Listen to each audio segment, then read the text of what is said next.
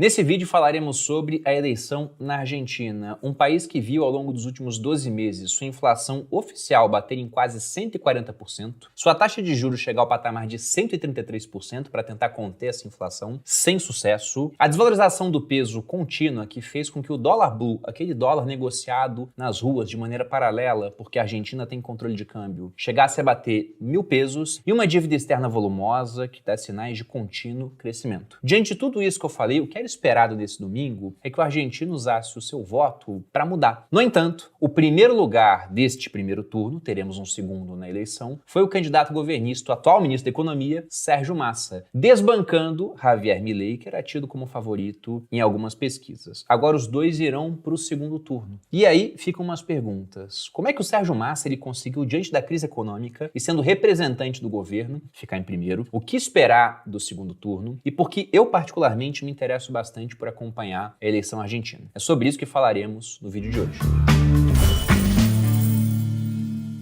E aí, pessoal do Você Mais Rico, quem fala aqui é Bruno Perini, criador do canal. E antes de entrar no assunto do vídeo, quero lembrá-los que no dia 21 de novembro eu abrirei inscrições para a 23ª turma do Viver de Renda, meu curso de educação financeira, onde eu tenho por objetivo pegar até mesmo o mais completo leigo e transformar esse indivíduo num investidor de verdade, capaz de montar uma carteira diversificada entre ativos, moedas e países para proteger e aumentar o seu patrimônio ao longo do tempo, até que um dia ele possa efetivamente viver desse patrimônio. Tudo isso ao longo de 8 semanas, com uma equipe de suporte que responde 100% das dúvidas do aluno. Para quem quiser mais informações, há um link aqui na descrição. Lembrando que essa é a última turma do ano, que essa turma tem um benefício, porque ela vai ser lançada muito próxima da Black Friday. E eu não diminuo o preço, mas eu vou dar um bônus a mais dessa vez, que é um ano de assinatura da nossa plataforma de finanças, Finclass. Então, para quem quiser aproveitar o benefício, link na descrição do vídeo para que você possa entrar na lista de espera. E nos vemos no dia 21 do 11. Agora falando sobre as eleições argentinas. O que vimos no último domingo foi o candidato peronista do governo, o atual ministro da Economia, Sérgio Massa, do partido União por la Pátria, desbancar o polêmico libertário Javier Milei, da coalizão La Libertad Avança. Como vocês podem ver nesse print, após 98% das urnas apuradas, eu não trago aqui os 100% porque lá tem um processo de recontagem também, não consegui achar a informação oficial, mas o que nós tínhamos mais ou menos era 36,65% dos votos para o Sérgio Massa, dos votos válidos, e 30,1% para o Javier Milei. Em terceiro lugar, nós tivemos a Patrícia Bullrich, uma candidata de centro-direita, obtendo 23,83% dos votos. Na Argentina, não temos o mesmo sistema aqui no Brasil. Para ganhar no primeiro turno, não tem que ter 50% mais um, é outra regra. Mas tinha gente otimista, achando que o Milei poderia levar, inclusive no primeiro turno, por desconfiar das pesquisas. Até o próprio Milei, ele falou alguma coisa também de que não confia no sistema eleitoral argentino. Então ainda vai dar muito pano para manga esse tipo de coisa por lá também, né? Assim como nós tivemos no Brasil. E embora o resultado tenha surpreendido, se a gente pega desde o PASO, inclusive eu fiz vídeo no canal sobre aquelas primárias abertas simultâneas obrigatórias que acontecem na Argentina. Não é um primeiro turno, o primeiro turno foi agora, mas é uma votação que dá uma direção do que deveremos esperar na eleição, os partidos usam para escolher seus candidatos, e naquela época o Milei se sagrou como o grande vencedor, com uma votação expressiva de 30,1% dos votos, enquanto o Sérgio Massa ele teve 21,4%. E desde então, isso aconteceu em 13 de agosto, a crise argentina ela não esmoreceu, pelo contrário. Nós tivemos, por exemplo, em setembro,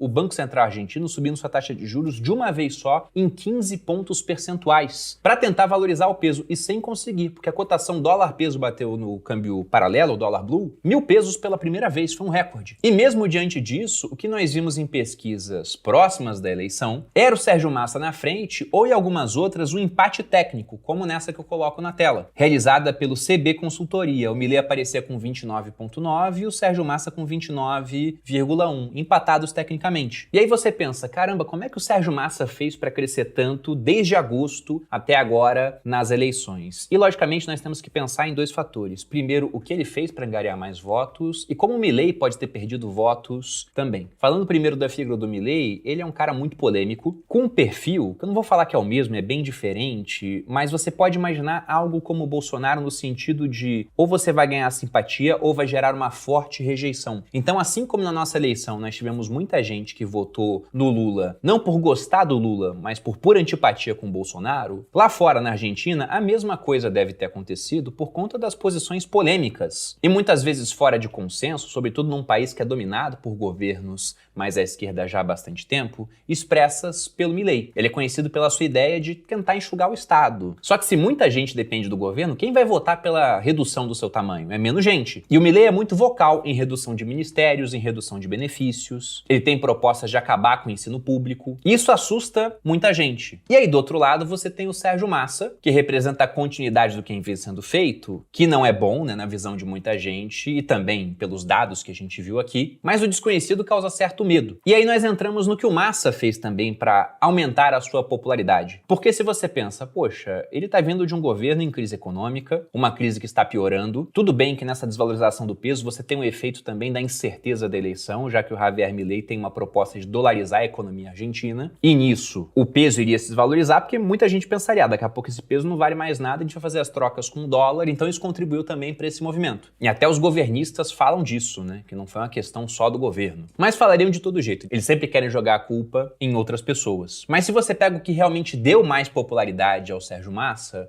foi o bom e velho populismo antes de uma eleição. O que costuma acontecer, né? No jogo democrático, aqueles que estão no poder, por mais que existam limitações legais a isso, costumam dar o seu jeito de gerar benesses no final ali do governo, no último ano, nos últimos meses, para tentar aumentar sua popularidade e conseguir mais votos. Até por isso que eu acho tão importante, por exemplo, a figura de um Banco Central independente, porque aqui no Brasil o governo cortou imposto de combustível, mas imagina se, na época da eleição, o Bolsonaro ele tivesse lá canetada para decidir qual é a taxa de juros do Brasil. Com certeza a taxa de juros não estaria subindo durante a época da eleição, porque isso prejudica a economia, para tentar diminuir a inflação. Então o que o Sérgio Massa fez lá foi diminuir impostos, reduzindo e zerando o imposto de renda para muita gente, ele deu mais auxílios, criou novos pacotes, elevou os gastos do governo e em estimativas foram necessários cerca de 2 trilhões de pesos para financiar esses gastos. E, inclusive teve às vésperas da eleição um painel que mostrava o preço das passagens